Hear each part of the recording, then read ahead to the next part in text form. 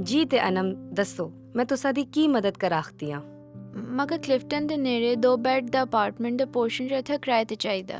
मैं रावलपिंडी ते आई ते हुण कली रैसां कि तुसां इस हवाले तो माड़ी मदद कर सकदे हो। तुसां कते पता होसी कि कली औरत दे वास्ते सारा कुछ करना कितना मुश्किल है। अनम मैं बिल्कुल तुसा दी मदद कर आखदी हाँ होर इंशाअल्लाह तुसा को तुसा दी पसंद दा कार मिलसी। सिरा दे उत्ते छत होंदा हर इंसान दा बुनियादी हक है। बदनसीबी तू कली कुड़ियां ते औरतां को मकान किराए ते किंदे वक्त इम्तियाजी सलूक दा सामना करना पैंदा है। जबकि पाकिस्तान दे आइन दा आर्टिकल 25 ਇਹ आखदा है कि जिन्स दी बुनियाद तक कोई इम्तियाजी सलूक नहीं कर सकता है।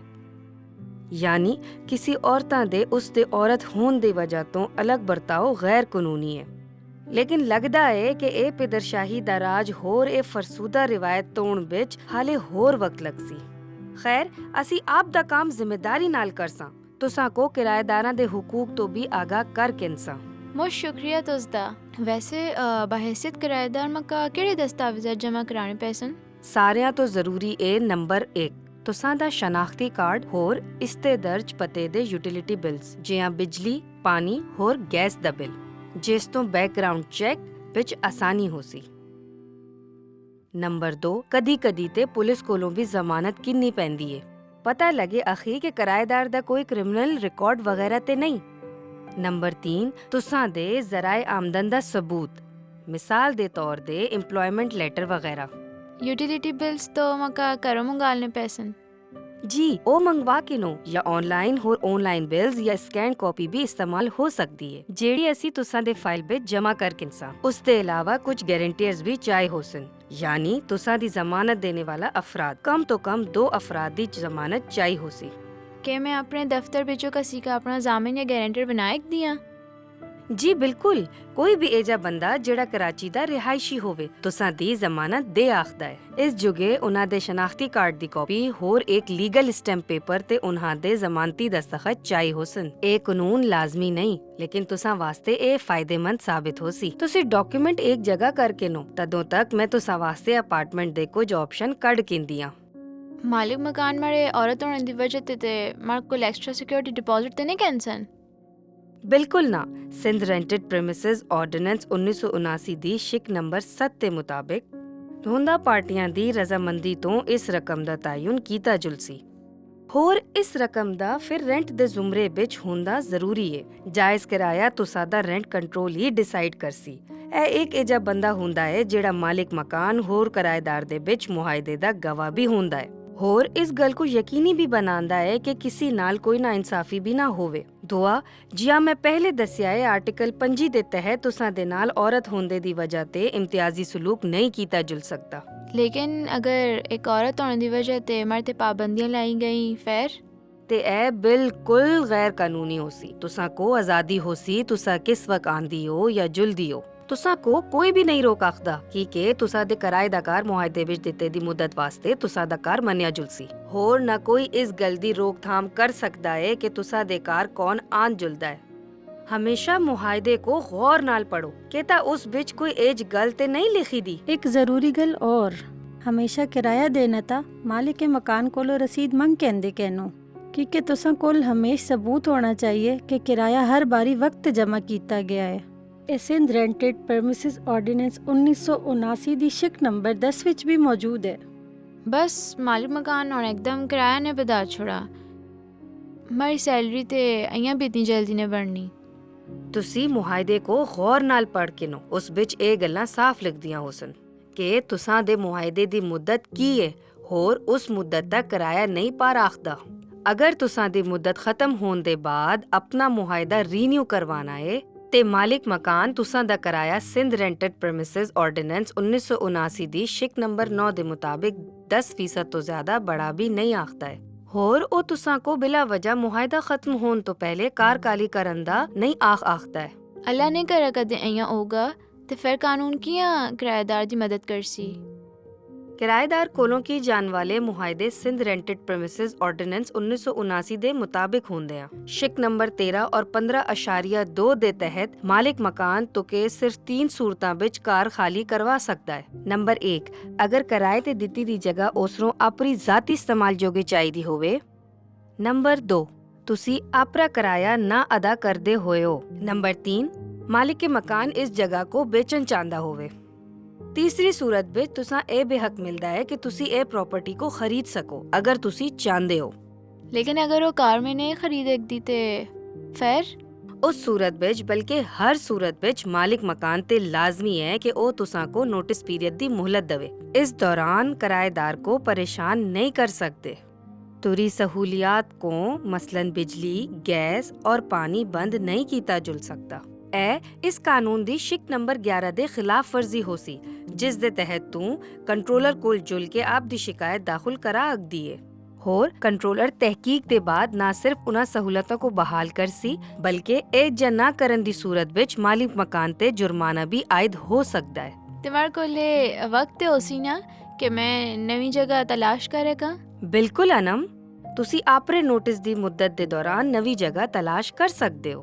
ਅਗਰ ਤੋਰੇ ਮੁਹਾਇਦੇ ਵਿੱਚ 1 ਮਹੀਨੇ ਨੋਟਿਸ ਦੀ ਮੁੱਦਤ ਦਰਜੇ ਜਾਂ 2 ਜਾਂ 3 ਮਹੀਨੇ ਦੀ ਕੁਝ ਵੀ ਹੋਵੇ, ਤੁਸਾਂ ਦਾ ਮਾਲਿਕ ਮਕਾਨ ਇਸ ਕੋਲੋਂ ਪਹਿਲੇ ਤੁਸਾਂ ਕੋ ਇਸ ਜਗ੍ਹਾ ਤੋਂ ਨਿਕਾਲ ਨਹੀਂ ਆਖਦਾ। ਇਸ ਦੇ ਇਲਾਵਾ ਉਹਨਾਂ ਕਾ ਕਿੰਨੇ ਗੱਲਾਂ ਦਾ ਖਿਆਲ ਰੱਖਣਾ ਪੈਸੀ। ਇਸ ਕਾਨੂੰਨ ਵਿੱਚ ਮਾਲਿਕ ਮਕਾਨ ਦੇ ਵੀ ਹਕੂਕ ਹਨ। ਮਸਲਨ ਸ਼ਿਕ ਨੰਬਰ 15 ਵਿੱਚ ਦਰਜ ਹੈ ਕਿ ਮਾਲਿਕ ਮਕਾਨ ਦੀ ਇਜਾਜ਼ਤ ਕੋਲੋਂ ਬਗੈਰ ਕਾਰ ਕਿਸੇ ਔਰੇ ਕੋ ਕਿਰਾਏ ਤੇ ਦੇਣਾ या किसी मुख्तलिफ काम जोगे इस्तेमाल करना जेड़ा मुहायदे बिच मौजूद ना होवे, या रिहायशी मकान को कमर्शियल या तिजारती तौर ते इस्तेमाल करना, इमारतां को नुकसान पहुंचाना या मालिक के मकान दी इजाजत कोलों बगैर तामीर नौ जोगे इकदामात करना किराएदारा जोगे गैर कानूनी काम है। और इयां ही किराएदार दे भी कुछ हकूक हैं जेड़े मालिक मकाना दी जिम्मेदारी है।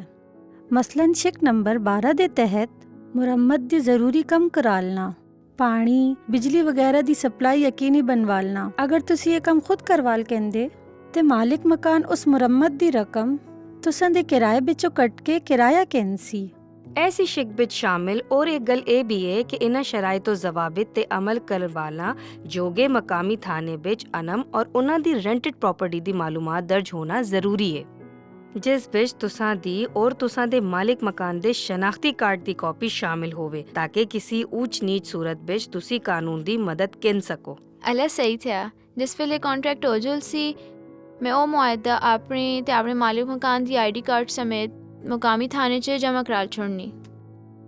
उस दी जरूरत ना पैसी कि शिक नंबर 5.2 दे मुताबिक ऐसे एग्रीमेंट दी थाने विच रजिस्ट्रेशन जरूरी है और ए मालिक मकान या उसदे एस्टेट एजेंट दी जिम्मेदारी होंदी है।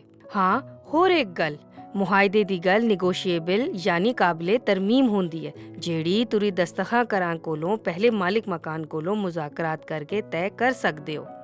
बस ए याद रखियो कि अगर कदे भी तुसां को लगे कि तुसां दो मालिक मकान किसी भी किस्म दी नाइंसाफी करदा है ते रेंट कंट्रोलर दे सामने आपरी दरख्वास्त पेश कर किनो।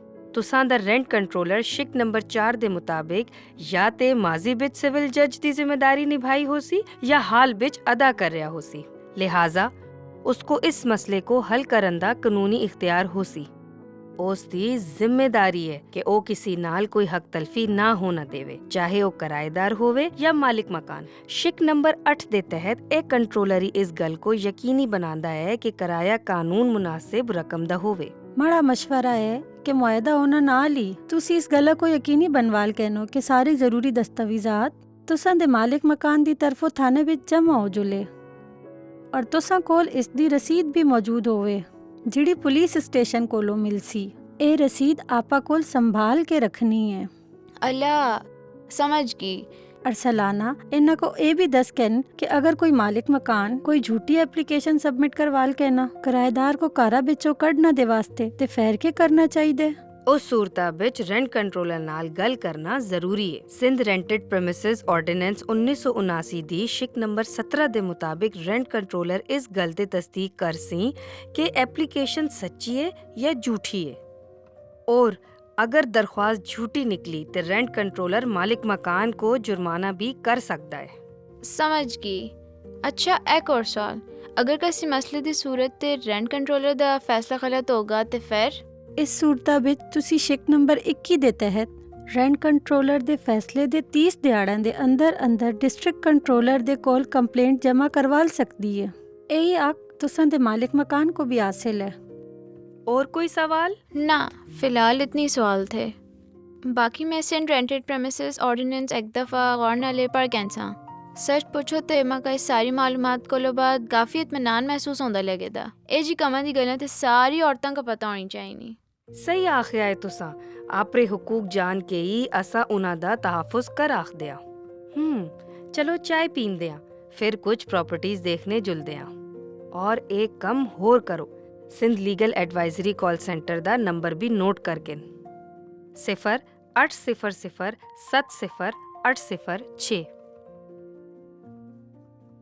Sindh legal advisory call centre Sindh government law department ਨਾਲ ਸ਼ਰਾਕਤ ਦੇ ਚਲਾਇਆ ਜਾਂਦਾ ਹੈ। ਵਿਰਾਸਤੀ ਹਕੂਕ ਕੇ ਹਵਾਲੇ ਸਾਨ ਮੁਫਤ ਕਾਨੂੰਨੀ ਮਸ਼ਵਰੇ ਲਈ Sindh legal advisory call centre 0800-70-806 ਤੋਂ ਕਾਲ ਕਰੋ।